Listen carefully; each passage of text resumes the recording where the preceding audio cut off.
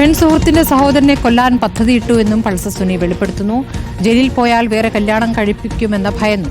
തലധാരിഴയ്ക്കാണ് കൊലപാതകം നടത്താതെ പോയത്. പെൺസുഹൃത്തിനെ ചോദ്യം ചെയ്യാൻ വിളിപ്പിച്ചതോടെയാണ് കീഴടങ്ങിയതെന്നും പൾസർ സുനി പറയുന്നു.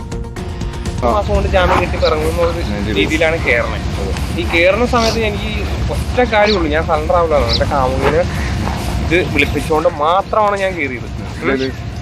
കയറില്ല ഞാൻ പറഞ്ഞു ഞാൻ കയറി കഴിഞ്ഞ് കഴിഞ്ഞാൽ അവളുടെ വീട്ടിൽ വേറെ പ്രശ്നം മതി. അപ്പോൾ ഈ സംഭവം റോഷേന്ന് അറിയാത്ത കാര്യമോ, ഈ സംഭവം നടന്നിട്ട് ഈ എറണാകുളത്ത് ഈ പോലീസുകാരും മൊത്തം എന്നെ പൊക്കാൻ വേണ്ടി കിടക്കുമ്പോൾ ഞാൻ ഇവിടെ പെട്രോളും കത്തിയും മേടിച്ചിട്ട് ഒരുത്തരെ വന്നിട്ട് കത്തിക്കാൻ വേണ്ടി കിടക്കുക.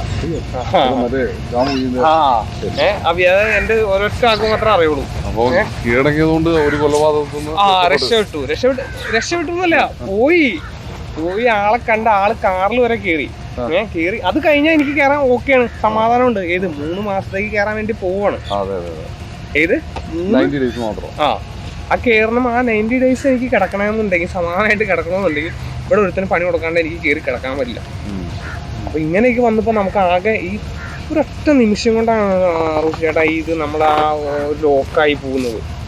അപ്പൊ നമുക്ക് കീഴടങ്ങുന്നേ കേസിൽ പെട്ടെന്ന് പറഞ്ഞാൽ ഈ കീഴടങ്ങുന്നതിന്റെ മുമ്പ് തന്നെ ഞാൻ ഈ കേസ് ഉണ്ടായി പത്രക്കാരുടെ അടുത്ത് പോയി എന്ന് പറഞ്ഞപ്പോ തന്നെ നമ്മളെ പിടുത്തം വിടുവാണ്.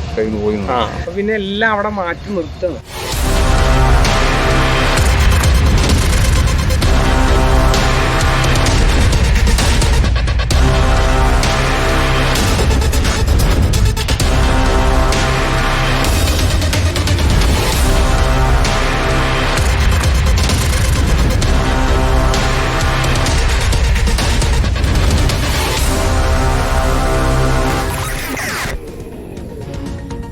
ഋഷിപാൽ വീണ്ടും. ഋഷിപാൽ, ഇപ്പോൾ 7 കൊല്ലം ജയിലിൽ കിടന്ന ജാമ്യത്തിലിറങ്ങിയ ഒരു വ്യക്തിയുടെ വെളിപ്പെടുത്തൽ കൂടിയാണ്. താൻ എന്തുകൊണ്ട് കീഴടങ്ങി, ആദ്യം ഒളിവിലായിരുന്നു, എന്തുകൊണ്ട് കീഴടങ്ങി എന്നുള്ള കാര്യമാണ് ഇയാൾ വിശദീകരിക്കാൻ ശ്രമിക്കുന്നത്. കാമുകിയെ കൂടി ചോദ്യം ചെയ്യാൻ വിളിപ്പിച്ചു എന്നാണോ പറയുന്നത്? ആ ഘട്ടത്തിലാണോ താൻ കീഴടങ്ങിയെന്ന് അയാൾ പറയുന്നത്? സ്മൃതി, കാമുകിയെ പോലീസ് ചോദ്യം ചെയ്യും എന്ന് ഭയന്നാണ് പൾസർ സുനി കീഴടങ്ങിയത് എന്ന് ഒളിക്യാമറയ്ക്ക് മുന്നിൽ പറയുന്നത്. കാരണം ഒരു ഘട്ടത്തിൽ പോലീസിന് കണ്ടെത്താൻ കഴിഞ്ഞിരുന്നില്ല പൾസർ സുനിയെ. പലതരത്തിൽ പോലീസ് വലവിരിച്ചു, വലിയ സംഘങ്ങളായി പരിശോധനകൾ നടത്തി. എന്നിട്ടൊന്നും പൾസർ സുനിയെ വലയിലാക്കാൻ പോലീസിന് സാധിച്ചിരുന്നില്ല.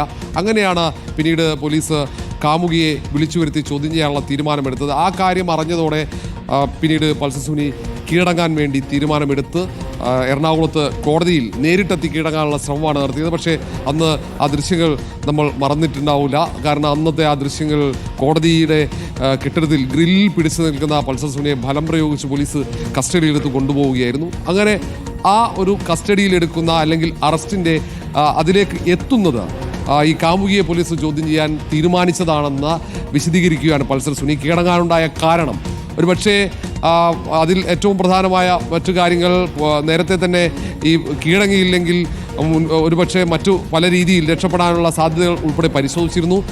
പിന്നീട് അഭിഭാഷകയ്ക്ക് ഈ പ്രധാനപ്പെട്ട ചില കാര്യങ്ങൾ കൈമാറിയത്, ഇങ്ങനെ തുടങ്ങിയ ഈ ഹാജരാകുന്നതുമായി ബന്ധപ്പെട്ട കണക്ട് ചെയ്യുന്ന ഒട്ടേറെ കാര്യങ്ങൾ കൂടി പറഞ്ഞു പോകുന്നുണ്ട് പൾസർ സുനി. ഏതായാലും കേരളത്തെ വിറങ്ങലിപ്പിച്ച ആ കേസിലെ അറസ്റ്റ്, പൾസർ സുനിയുടെ അറസ്റ്റിലേക്ക് എങ്ങനെയാണ് കാര്യങ്ങൾ എത്തിയതെന്ന് ഈ വെളിപ്പെടുത്തലിൽ കൃത്യമായി പൾസർ സുനി പറഞ്ഞു പോകുന്നു എന്നതാണ് പ്രധാനപ്പെട്ട സ്മൃതി.